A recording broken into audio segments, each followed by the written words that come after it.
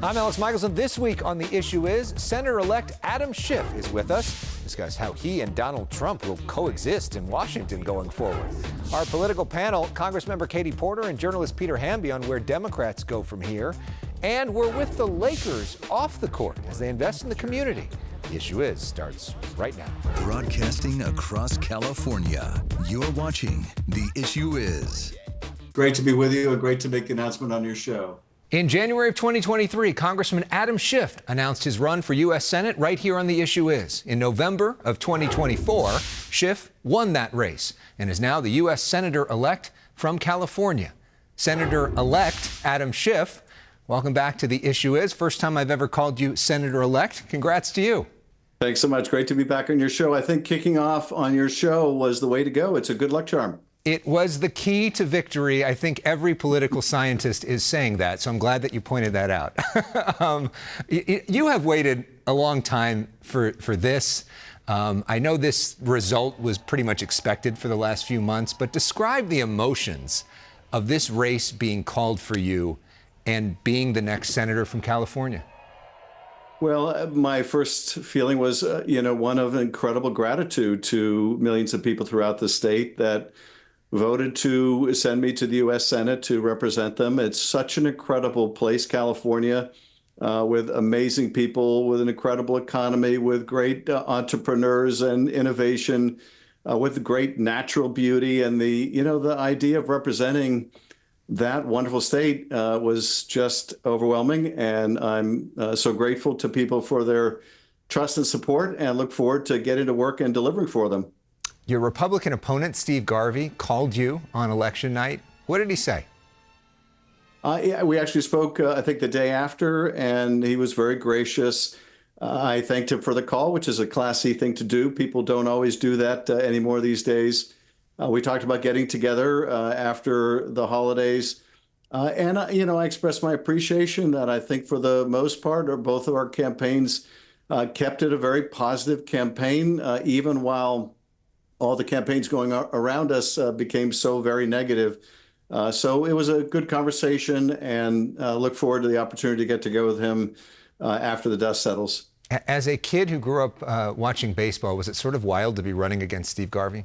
I could tell I was running against a vigorous competitor who was, determined to do everything he could to win. It was, wonderful to see the Dodgers win the World Series, and so I got to enjoy that part of Dodgerdom, even if I was running against a Dodger. Yeah, the Dodgers bringing everybody together, except for Giants fans. Sorry, guys. So you have been warning against Trump and Trumpism as much as anybody in this country. Why do you think more than 70 million Americans supported him? I think people voted the economy, and that is so often the case. We have a challenge facing the American people that is unlike we've had in the past. That is, today, the problem is not that people are out of work. Unemployment's very low. The problem is that they are working, and they're still struggling to get by. And I think people were voting their pocketbook. They were voting their hopes for a better economy. And even though we made a lot of progress on inflation, prices are still well higher than they were before the pandemic. So I think people were voting for who they thought would do a better job with the economy. And much as we tried to make the case that that was Democrats, Donald Trump succeeded making the case that that would be Republicans, and we have to respect the will of the voters. So how do Democrats message better? So I think it's more than message. I think it requires a bold agenda, and I would begin with housing. That's going to be my focus in the U.S. Senate from day one, is building more housing, bringing down the cost of housing, dealing with homelessness, bringing down the cost of food and medicine, raising people's incomes and standard of living. That's where I think we need to be laser focused. How do you get that done if you're a junior senator in the minority in a body that requires 60 votes to do almost anything?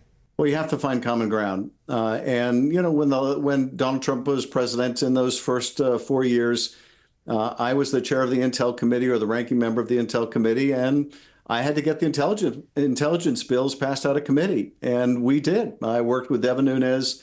We fought over other things, but we decided we were going to get the national security work of the country done, and we did.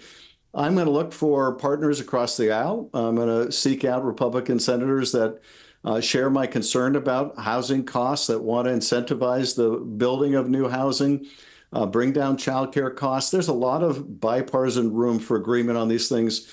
We're going to have to find it in an era of closely divided government. We're going to have to find ways to work together. Are there any specific Republican senators you've already started that conversation with? There are. I've got some of my Republican House colleagues that will be in the Senate, some of the Republican senators that I've formed a relationship with over the years, and look forward to developing those relationships further. And the model for me really is Dianne Feinstein. She developed good relationships across the aisle. She got to know the issues up and down the state. I want to do that. I want to spend a lot of time in the Central Valley understanding the agriculture industry, which is so important to California and the rest of the world. I want to make sure that I'm delivering for everyone, whether people voted for me or they didn't. I want to be their representative. Trump has suggested you are part of the enemy from within, and that he may use the military against American citizens. We know you've dealt with death threats from Trump supporters in the past. Are you concerned for your safety? I think all of us these days have to be concerned about our safety, and I am. I'm taking precautions. But at the same time, nothing's going to deter me from doing my job. In the first part, I'm going to focus on getting things done and delivering. The former president has talked about bringing costs down and strengthening our economy. If that's where his focus is, then he'll find a willing ally. On the other hand, should he move to try to take away the rights and freedoms of Californians, should he move to try to tear down the guardrails of our democracy, as before, he will meet a vigorous opponent in me. So I'm going to start hoping for the best and working to deliver for California. That's going to be my priority, but I will do whatever is necessary to protect the rights and freedoms of my constituents. So what you're saying is, are you ready and willing to work with Donald Trump? I am. If he's willing to work to bring down the cost of living, if he's willing to work together to address the economic challenges facing the American people, I will work with anyone. We like to end with stuff that's fun on this show. So one thing I noticed that you did on the campaign trail was spend a lot of time with dogs. You called them Dogs for Democracy. What did that do for your soul? Well, one thing I discovered, Alex, is you can give the Gettysburg Address and maybe 5 people listen to you. But if you're holding a dog, then everybody's going to listen to what you have to say, or it'll just put a smile on your face. So I'm an animal lover, and dogs in particular. And so I always look for those opportunities to connect with my 4-legged friends. Very nice.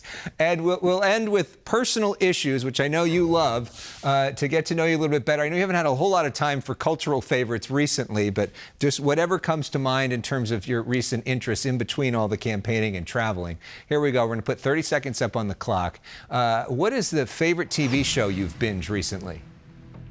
Oh, gosh. I think The Old Man, with Jeff Bridges. Jeff Bridges. Your favorite. Yeah. Favorite movie you've seen recently? I haven't really. Oh, okay. The Quiet Girl. It's a Irish film. It's pretty incredible. Favorite book you've read recently? Grant, and that's been a while, so I haven't read anything particularly great since I read Grant. That's Ron Chernow. It's so long that you could still be reading it. And lastly, maybe you get a few days off finally after this multi-year campaign. What's the best way to relax? For me, it's going out to dinner and a movie with my wife. And Alex, I have to tell you, on election night, somebody gave me a quote from one of my favorite movies, The Big Lebowski, which kind of summarized the election this year for me. And that quote is, sometimes you eat the bear and sometimes the bear, well, he eats you. And that seemed to be a good summary of things this year. Which one are you in this scenario? Are you eating or being eaten? A little of both, honestly, this election. Yeah. All right. Well, I figured you'd bring up The Big Lebowski somewhere. So we end with music. This is the theme song of The Big Lebowski, your favorite movie of all time. Here's Bob Dylan with The Man in Me. Congressman, Senator-elect, thanks again for being here. We'll have to visit you in Washington.